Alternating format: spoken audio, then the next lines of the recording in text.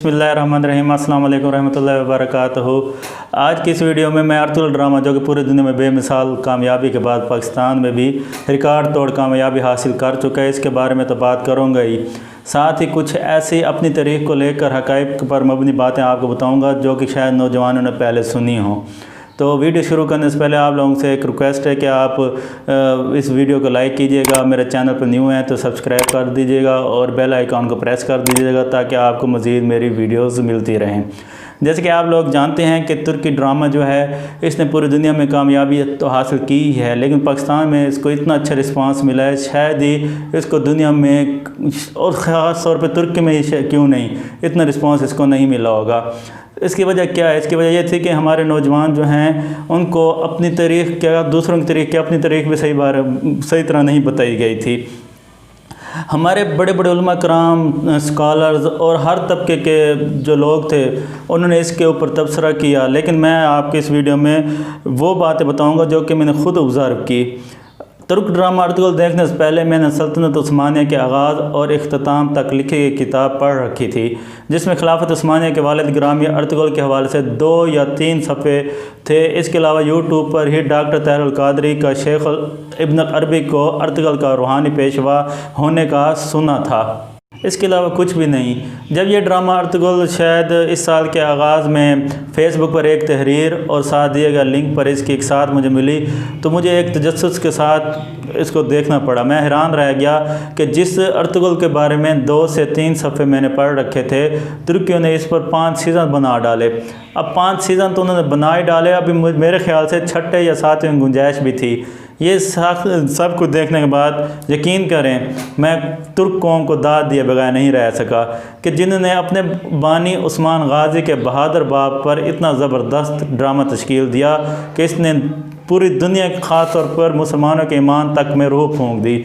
और दूसरी तरफ यार हमें देखो, बाकी छोड़ो, हमें वो तो अपने बानी पर पहुंच गए, बानी के बाप पर पहुंच गए, लेकिन हम क्या हैं, हम अभी तक अपने बानी तक भी नहीं पहुंचे। मेरा मतलब कैद आज़म मोहम्मद अली जिन्नाह के बारे में इनकी ज़िंदगी के हवाले से ठीक से नहीं पता। शायद ये कहना बजा होगा कि हमें ठीक से पढ़ाया ही नहीं गया। ये बात याद रखिएगा कि कोई दरख्त अपनी जड़ों के बगैर ज़िंदा नहीं रहता, और इसी तरह कोई कौम जो है अपनी तारीख़ को याद रखे बगैर बाकी नहीं रहती। हमारे यहाँ तारीख़ तो ऐसे पढ़ी जाती है कि सबसे बोर सब्जेक्ट लगे।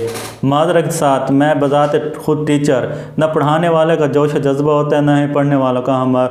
हमारे बच्चों को नर्सरी से लेकर मास्टर तक कैद आज़म पढ़ाया तो जाता है। क्या पढ़ाया जाता है? वही रटे रटाए जुमले कैद आज़म रहमतुल्लाह अलैह के बारे में बताए जाते हैं कि कैद आज़म 25 दिसंबर 1876 कराची में पैदा हुए, इब्तदाई तालीम कराची से, फिर बम्बई से, फिर लंदन चले गए, वहाँ से वकील बन के आ गए। उसके बाद मुस्लिम लीग में शमूलियत इख्तियार की, दिन रात मेहनत की, पाकिस्तान हासिल किया, अंत तक मेहनत की वजह से बीमार हुए और 11 सितंबर 1948 को फौत हो गए। माज़रत के साथ कुछ लोगों को इल्हाम इकबाल और कैद आज़म का जो तारीख़ पैदाइश है का साल है वो भी मिक्सअप होता है, कन्फर्म पता नहीं होता। अच्छा, ये सब बातें मेरे जहन में कब भाई? ये सब बातें मेरे जहन में तब भाई जब मैंने एक प्रोग्राम के दौरान शहीर भाई को सुना, जिसमें वो कह रहे थे कि कैद आज़म जो हैं उनका वफ़ात का भी नहीं पता कि उनकी जब वफ़ात हुई तो वो किस हालत में हुई और उनके साथ हमने एज अ कौम क्या किया। फिर जब ये अर्तुगरुल ड्रामा पर एक सारों का तबसरा शुरू हुआ, सारों ने अपने अपने प्रोग्राम किए या जो कुछ तज़िये दिए, तो फिर मैंने कासिम अली शाह साहब का एक इंटरव्यू सुना। उसमें उन्होंने एक नुक्ता दिया, ज़्यादा एक्सप्लेन नहीं किया था।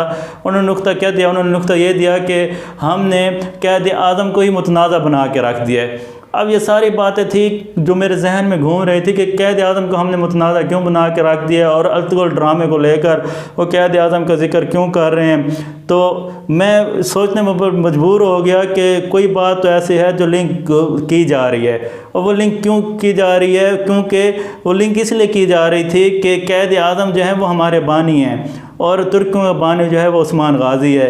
अब उस्मान गाजी का बाप जो है वो 2-3 सफ़े जिसका तारीख़ में ज़िक्र मिलता है, तुर्कियों ने उस पर इतना ज़बरदस्त ड्रामा बना डाला। और दूसरी तरफ हमारे बच्चे हैं, उनको कैद आज़म का सही तरह नहीं पता, इसलिए सर कासिम अली शाह की बात काफ़ी हद तक ठीक थी कि कैद आज़म को हमने ठीक तरह से पेश ही नहीं किया, उनको हमने मुतनाज़ा बना के रख दिया है। हम बच्चों को क्या पढ़ाते हैं? हम बच्चों को ये तो पढ़ाते हैं कि क़ायद आज़म जो थे वो मॉडर्न थे, क्योंकि उनका ज़हरी हुलिया इसी तरह का था कि वो मॉडर्न लगते थे। लेकिन कभी क्या हमने उनके रूहानी पेशवा मंज़र का बताया कि उनका रूहानी पस मंज़र क्या था? क़ायद आज़म को हमने महंगा वकील तो बता दिया, लेकिन कभी हमने ये बताया कि उन्होंने कई मुकदमे बग़ैर पैसे लिए लड़े थे, जिनमें गाज़ी इल्म-दीन का मुकदमा सरफहरिस्त था। क्या हमें इल्हाम इकबाल और क़ायद आज़म का रूहानी पहलू दिखाया गया कि उनका आपस में क्या लिंक था? क्यों क़ायद आज़म इल्हाम इकबाल की बात मान लेते थे? अच्छा, हमें पूरी ज़िंदगी यही बताया गया क़ायद आज़म के बारे में कि उलमा कराम जो थे वो क़ायद आज़म के ख़िलाफ़ थे। लेकिन क्या पीर जमात अली शाह, मौलाना अब्दुल नियाज़ी और बहुत से उलमा कराम ने इनका दिलो जान से साथ दिया? क्या हमें यह बताया गया? क्या क़ायद आज़म का हमें इश्क़ रसूल बताया गया? अच्छा, क़ायद आज़म में एक बात और भी मैं आपको बताता चलूँ। क़ायद आज़म में 5 खसूसियात ऐसी थी जो कि सिर्फ़ सूफिया कराम मतलब औलिया में होती हैं। वो 5 खसूसियात कौन सी थी? नंबर 1, ज़िंदगी भर इन पर कभी झूठ का इल्ज़ाम नहीं लगा। नंबर 2, कभी उन्होंने वादा खिलाफ़ी नहीं की। नंबर 3, कभी उन पर 1 रुपये की करप्शन या ख़यानत साबित नहीं हुई। नंबर 4, कभी उन्होंने किसी की ग़ीबत नहीं की। नंबर 5, कभी भी उन्होंने अपना वक्त ज़ाया नहीं किया, सिर्फ काम किया। तो ये 5 खसूसियात ऐसी थी जो कि सिर्फ सूफिया कराम में पाई जाती हैं। क्या हमें यह बताया गया? लिखने को बोलने को बहुत कुछ है मेरे पास, लेकिन क्या बताऊँ आप लोगों को? आप लोगों को एक और बात मैं बताता चलूँ। हमारे यहाँ तुर्की ड्रामा अब चलो दिखाया जा रहा है अर्तुगरुल गाज़ी का जो किरदार था खिलाफत उस्मानिया के बारे में, लेकिन मुस्तफ़ा कमाल जो कि हमारे 2nd ईयर की इंग्लिश में हीरोज़ के चैप्टर्स में 5 चैप्टर्स में वो 4 हीरोज़ जो हैं उनको तो जब बंदा छोड़े, जो 5वां उनका हीरो हमने पेश किया हुआ है उसमें वो हमने मुस्तफ़ा कमाल को किया हुआ है। या तो हमें तुर्की अर्तुगरुल ड्रामा को अप्रिशिएट करना चाहिए या फिर उधर से अपने हीरोज़ के चैप्टर में से मुस्तफ़ा कमाल को एज ए हीरोज़ निकाल देना चाहिए। ये भी सबसे इम्पोर्टेंट बात है जो कि शायद बच्चों का आपस में इनका लिंक पता ना हो। हमने उनको मुस्तफ़ा कमाल को एक तरफ हीरो पेश किया हुआ है अपनी बुक्स में पिछले 50 साल से, बल्कि काफ़ी सालों से, जब से पाकिस्तान बना है तब से।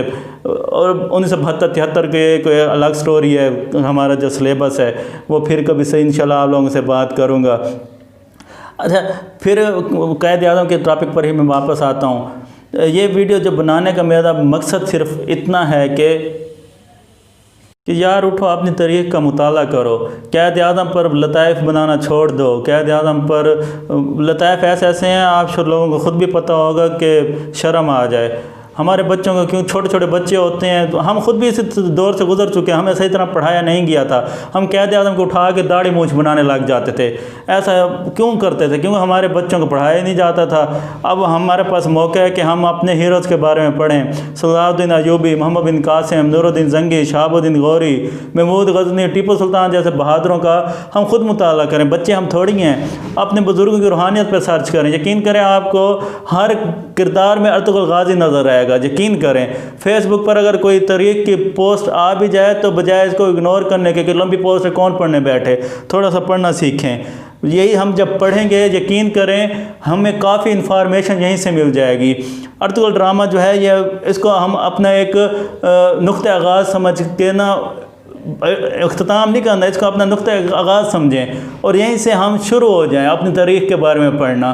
क्योंकि एक सिलसिला जब चलता है वो फ़ौरन दब जाता है, तो अब इस सिलसिले को दबना नहीं चाहिए। अब हमें क्या करना है, मेरे माइंड में कुछ पॉइंट्स हैं, इंशाल्लाह वो मैं इस वीडियो के रिस्पांस को देखकर फिर आप लोगों से शेयर करूँगा।